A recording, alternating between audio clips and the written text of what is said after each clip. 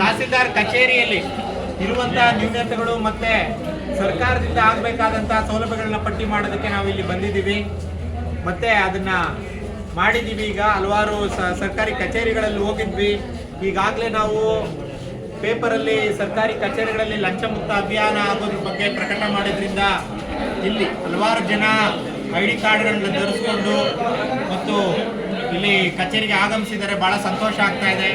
ಸರ್ಕಾರಿ ನೌಕರರು ಅವರಿಗಿರುವಂತ ಸೌಲಭ್ಯವನ್ನ ಪಡ್ಕೊಂಡು ಅವರಿಗಿರುವಂತ ಹಕ್ಕನ್ನ ಪಡ್ಕೊಂಡು ಅವರು ಸರಿಯಾದ ರೀತಿಯಲ್ಲಿ ಬಂದು ಇಲ್ಲಿ ಕೆಲಸ ನಿರ್ವಹಣೆ ಮಾಡಿದ್ರೆ ಸಾರ್ವಜನಿಕರಿಗೂ ಒಳ್ಳೇದಾಗತ್ತೆ, ನಮಗೂ ಒಳ್ಳೇದಾಗತ್ತೆ, ಸರ್ಕಾರಕ್ಕೂ ಒಳ್ಳೇದಾಗತ್ತೆ. ಆ ರೀತಿಯ ಕೆಲಸಗಳಾಗಬೇಕು. ಇವತ್ತು ಪರವಾಗಿಲ್ಲ, ಶಿಗ್ಗಾವಿ ಕಚೇರಿಯಲ್ಲಿ ಒಳಗಿನ ವಾತಾವರಣ ತುಂಬ ಚೆನ್ನಾಗಿತ್ತು. ಇವತ್ತು ಎಲ್ಲ ಸರ್ಕಾರಿ ನೌಕರರು ಕೂಡ ID ಕಾರ್ಡ್ಗಳನ್ನ ಧರಿಸ್ಕೊಂಡು ಬಂದಿದ್ರು.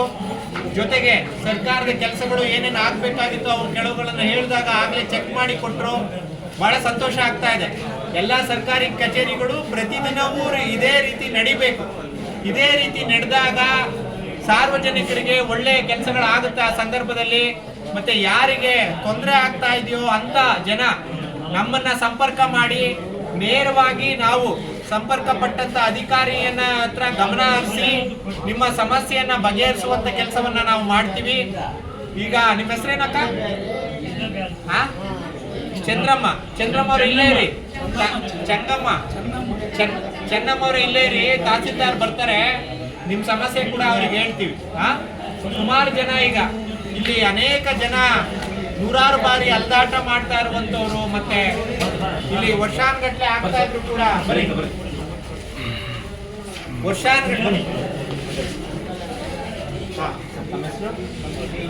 ಸಂತೋಷ್ ಅವರೇ ನಮಸ್ಕಾರ. ನಾನು ಜ್ಞಾನ ಸಿಂಧು ಸ್ವಾಮಿ, ಕರ್ನಾಟಕ ರಾಷ್ಟ್ರ ಸಮಿತಿ ಪಕ್ಷದ ರಾಜ್ಯ ಕಾರ್ಯದರ್ಶಿ ಇದ್ದೀನಿ. ನಮ್ಮ ಜೊತೆ ಸೋಮಸುಂದರ್ ಇದ್ದಾರೆ, ರಾಜ್ಯ ಕಾರ್ಯದರ್ಶಿಯವರು. ಚಂದ್ರಶೇಖರ್ ಇದ್ದಾರೆ, ಸಂಘಟನಾ ರಾಜ್ಯ ಕಾರ್ಯದರ್ಶಿಯವರು. ಆನಂದ್ ಅವರು ಇದ್ದಾರೆ, ಅವರು ರಾಜ್ಯ ಕಾರ್ಯದರ್ಶಿ. ಗಜೇಂದ್ರ ಕುಮಾರ್ ಅವರು ಮತ್ತೆ ನಮ್ಮ ಈರಣ್ಣ ಅವರಿದ್ದಾರೆ, ಮತ್ತೆ ಧರ್ಮಣ್ಣ ಅವರಿದ್ದಾರೆ, ಇಲ್ಲಿನ ಕಾರ್ಯದರ್ಶಿಗಳು, ಜಿಲ್ಲಾ ಕಾರ್ಯದರ್ಶಿಗಳು.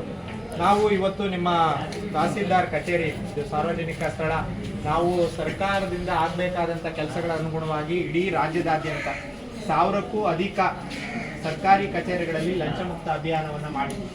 ಇದು ಸರ್ಕಾರದ ಮುಖ್ಯ ಕಾರ್ಯದರ್ಶಿಗಳು ಪಟ್ಟಿ ಮಾಡಿರುವಂಥ ಮತ್ತು ಈ ರೀತಿ ಸೌಲಭ್ಯಗಳು ಇರಬೇಕು ಸರ್ಕಾರಿ ಕಚೇರಿಗಳಲ್ಲಿ ಅನ್ನೋದನ್ನ ನಾವು ಒಂದು 22 ಅಂಶಗಳನ್ನು ನಾವು ಪಟ್ಟಿ ಮಾಡಿದ್ವಿ.